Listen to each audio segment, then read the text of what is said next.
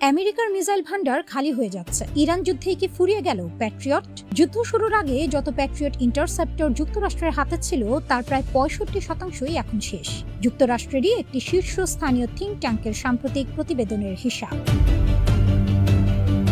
গত ফেব্রুয়ারিতে যখন যুক্তরাষ্ট্র অপারেশন এপিক ফিউরি শুরু করে তখন প্রেসিডেন্ট ডোনাল্ড ট্রাম্প বলেছিলেন এই লড়াই মাত্র কয়েকদিনের, পরে সেই সময়সীমা বেড়ে দাঁড়ায় কয়েক সপ্তাহে। কিন্তু 5 মাস পার হয়ে গেলেও যুদ্ধের শেষ দেখা যাচ্ছে না।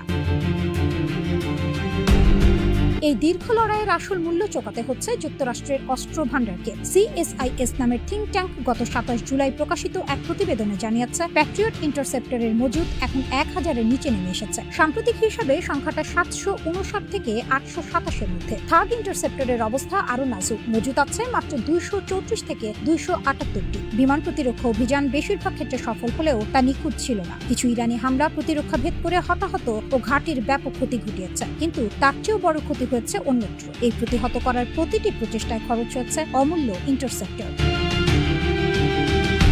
এই সংকট এতটাই গভীর যে এনবিসির এক প্রতিবেদন বলছে মার্কিন কমান্ডাররা এখন ইচ্ছাকৃতভাবে কিছু ইরানি প্রজেক্টাইল ভূপাতিত করছেন না, যদি সেগুলো ঘাঁটি জনশূন্য এলাকায় পড়ার সম্ভাবনা থাকে, কারণ ইন্টারসেপ্টর অপচয় করার সামর্থ্য আর নেই। ভাবুন তো, 1 বছর আগে যখন কাতারের আল উদেইদ ঘাঁটি প্রায় খালি করার পরও একটি মার্কিন প্যাট্রিয়ট দল ইরানি মিসাইলের ঝাঁক থেকে পুরো ঘাঁটি রক্ষা করেছিল, আর আজ সেই একই বাহিনীকে হিসাব কষে মিসাইল বাঁচাতে হচ্ছে। এটাই বলে দেয় পরিস্থিতি কতটা পাল্টে গেছে।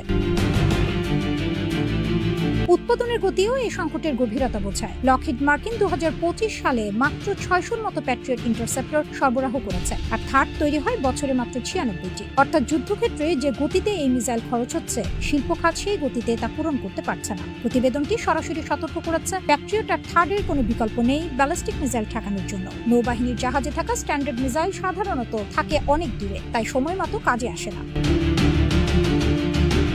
এই মজুদ সংকটের মধ্যে প্রেসিডেন্ট ট্রাম্প ঘোষণা দিয়েছেন যুক্তরাষ্ট্র ও ইসরায়েল ইরানের ওপর নতুন হামলা সাময়িকভাবে স্থগিত রাখছে। তবে যুক্তরাষ্ট্র এখনও লক অ্যান্ড লোডেড অবস্থায় প্রস্তুত আছে। বিশ্লেষকদের একাংশের ধারণা, এই যুদ্ধবিরতির পেছনে শুধু কূটনীতি নয়, বরং অস্ত্র ভান্ডারের এই তীব্র সংকটও বড় ভূমিকা রেখেছে।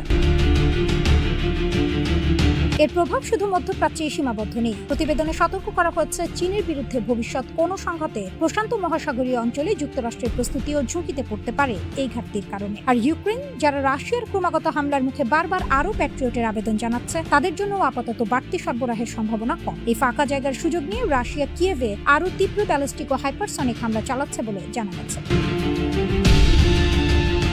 বাস্তবতা বলছে চাহিদা আর সরবরাহের মধ্যে ফারাক এখনো বিশাল। যতদিন না নতুন উৎপাদন পুরোদমে মাঠে নামছে, ততদিন প্রতিটি ইরানি মিসাইল বা ড্রোন ঠেকানোর সিদ্ধান্ত হয়ে দাঁড়াচ্ছে এক কঠিন হিসাব নিকাশ। কোনটা রক্ষা করা জরুরি আর কোনটা ঝুঁকির মধ্যে ছেড়ে দেওয়া যায়।